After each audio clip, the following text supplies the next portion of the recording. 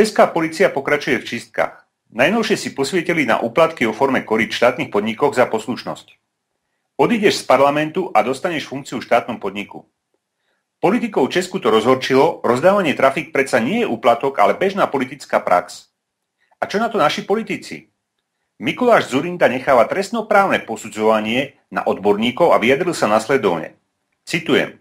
Z etického a morálneho pohľadu, teda z pohľadu politického, je pre mňa podmieňovanie hlasovania prísľubom funkcie alebo nejakých iných osobných benefitov nepriateľné.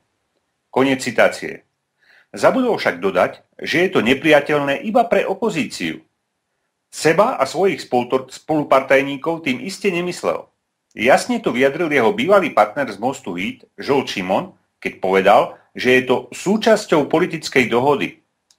Pán Šimon, korupcia je zneužitie postavenia, funkcie alebo z verejnej moci, a to aj v politike, na dosiahnutie materiálnej alebo nemateriálnej výhody, na ktorú poverená osoba nemá právne podložený nárok.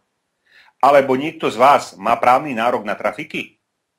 Títo darebáci sa očividne v opozícii vôbec nezmenili. Tak ako predtým, vodu kážu a víno pijú. Zdravotné sestry dlho bojovali za svoje práva a za vyššie platy. Keď sa konečne dohodli s ministerstvom zdravotníctva a poslancami, keď zákon dokonca podpísal na prvýkrát aj prezident Slovenskej republiky, zdalo sa, že všetko je na najlepšej ceste. Keď však ide o peniaze, každý podfúk je dobrý.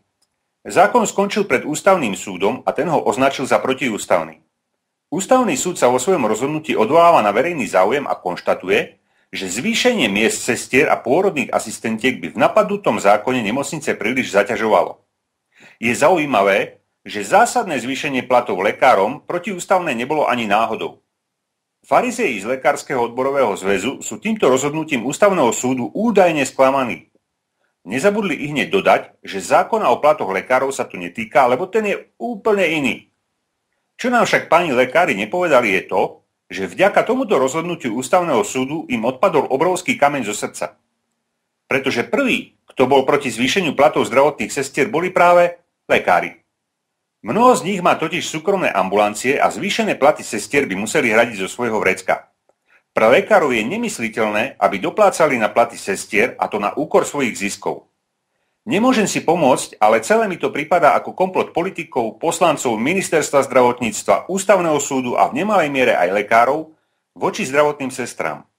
Veď koho z nich trápi, že mnoho sestier robí tú najšpinavejšiu robotu za minimálnu mzdu? Hlavne, že peniažky sú doma. Na morálku a spravodlivosť kašleme. Však páni šalbiari.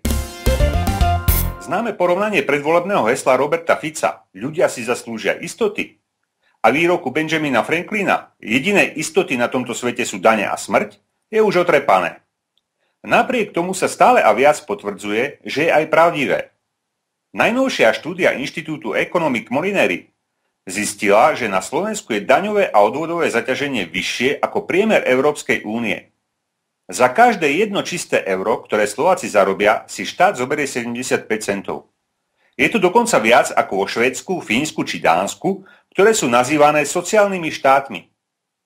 Teda už teraz platíme na štát viac než Švédi. Utešuje ma len jediné. Konečne premiér, ktorý plní svoje sľuby.